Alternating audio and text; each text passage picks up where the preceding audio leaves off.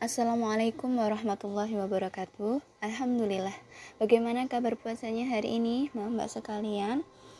Hari ini dengan tema carilah hatimu di 3 tempat ini. Ini adalah suatu nasihat dari sahabat Ibnu Mas'ud radhiyallahu an yang tertulis pada kitab Al-Fawaid Imam Ibnu Qayyim Al-Jauziyah. Yaitu utlub qalbaka fi thalathi mawatin inda sama'il Qur'an wa fi majalisi dzikr wa fi awqatil khalwat fa illam tajidhu fi hadhil mawatin fasalillaha ayyamunna 'alaika biqalbin fa innahu la qalbalak. Ibnu Mas'ud berkata, carilah hatimu di 3 tempat: ketika mendengarkan Al-Quran, ketika berada di majelis zikir, dan pada waktu menyendiri dengan Allah. Jika kamu tidak menemukan hatimu di tempat-tempat itu, maka mohonlah kepada Allah agar menganugerahkan kepadamu hati yang baru. Sesungguhnya kamu tidak punya hati lagi. Nah, apa yang dimaksud dengan hati ini? Kita tahu bahwa qalb merupakan suatu anugerah yang Allah berikan kepada manusia, yaitu memiliki fungsi dan peran yang sangat penting bagi manusia itu sendiri. Mbak sekalian pernah merasakan bahwa, kenapa ya saya harus melakukan ini? Apakah ini benar? Apakah ini salah? Nah, pemikiran-pemikiran itu dipengaruhi oleh hati, yaitu apa? Qalb.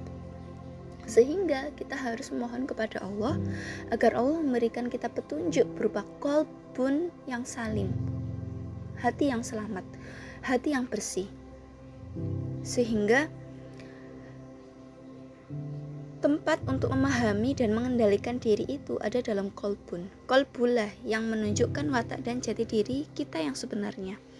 Qalbullah yang membuat manusia itu mampu berpikir jernih, mampu untuk memilih mana yang hak, mana yang batil.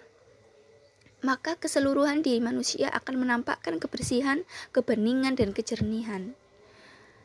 Dan suatu nasihat yang sangat apik ya dari Ibnu Mas'ud tadi. Ketika carilah hatimu di 3 tempat ini. Di saat engkau mendengarkan Al-Quran, di saat engkau berada di majelis zikir atau majelis ilmu, dan di saat engkau menyendiri bermunajat kepada Allah. Dan jika engkau tidak menemukan hatimu di sana, maka mintalah kepada Allah agar memberi hatimu yang baru, memberi qalbun yang bersih. Karena sesungguhnya engkau sudah tidak mempunyai hati lagi. Betapa daruratnya, betapa gawatnya bila manusia tidak memiliki hati yang jernih lagi, tidak memiliki qalbun yang bersih. Maka kita harus mereproduksi hati itu lagi. Bagaimana caranya?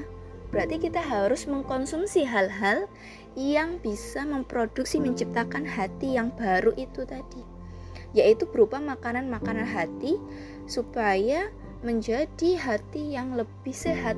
Kan begitu kan ya? Nah, salah satunya caranya yaitu adalah, pertama, kita harus bertobat, menyadari bahwa kita pernah berbuat salah dan kita bertobat setiap waktu kepada Allah. Taubatan nasuhah, tidak mengulangi hal-hal itu lagi. Kalau kita dulu pernah berbohong kepada orang lain, ya sudah, kita nggak boleh berbohong lagi. Kita harus istighfar, tidak melakukan hal itu lagi, bertaubat, sholat taubat. Kemudian yang kedua adalah berzikir, mengingat Allah terus menerus. Yang ketiga, menguatkan sholat kita yang dulunya masih bolong-bolong, ayo fardunya dilengkapi, disempurnakan. Kalau sudah sempurna berarti kita awalkan waktunya. Kemudian puasa, seperti puasa Ramadan, berarti ini adalah cara Allah itu untuk menempa diri kita, memproduksi hati yang jernih, hati yang baru, sehingga manusia ini lebih peka terhadap kondisi di sekitar kita, mana yang hak, mana yang batil. Kemudian yang terakhir adalah memperbanyak qiyamul lail atau tahajud. Supaya apa? Kita lebih bisa menyendiri tadi.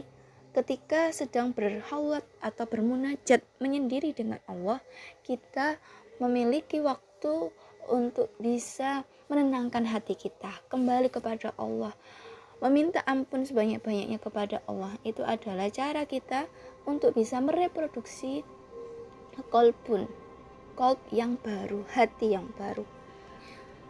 Sehingga di surat Al-Anfal ayat 2 ya, sesungguhnya orang-orang yang beriman ialah mereka yang bila disebut nama Allah gemetarlah hati mereka, dan apabila dibacakan ayat-ayatnya bertambahlah iman mereka, dan hanya kepada Rabb mereka bertawakal. Sehingga tujuan kita nanti endingnya adalah bertawakal.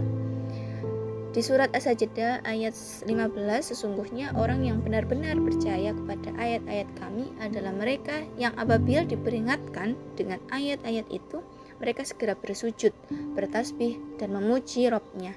Dan lagi pula mereka tidaklah sombong. Jadi sebagai pengingat kita adalah layaknya tubuh yang bisa kotor dan harus dibersihkan terus-menerus. Begitupun hati kita ya, bisa kotor dan berkarat ataupun mati.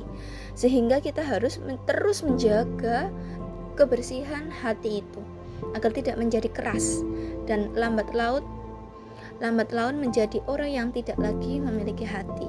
Ya, apalah arti hidup kalau sudah Allah matikan hati kita. Jadi jangan sampai ya Mbak sekalian. Terakhir ditutup dengan sabda Rasulullah, hati ini berkarat seperti berkaratnya besi jika terkena air. Lalu Nabi ditanya, apa pembersihnya? Nabi Shallallahu Alaihi Wasallam menjawab, banyak-banyaklah mengingat kematian dan membaca Al-Quran. Hadis riwayat Al-Baihaqi. Terima kasih, semoga menjadi inspirasi kita dan pengingat kita. Mohon maaf, wassalamualaikum warahmatullahi wabarakatuh.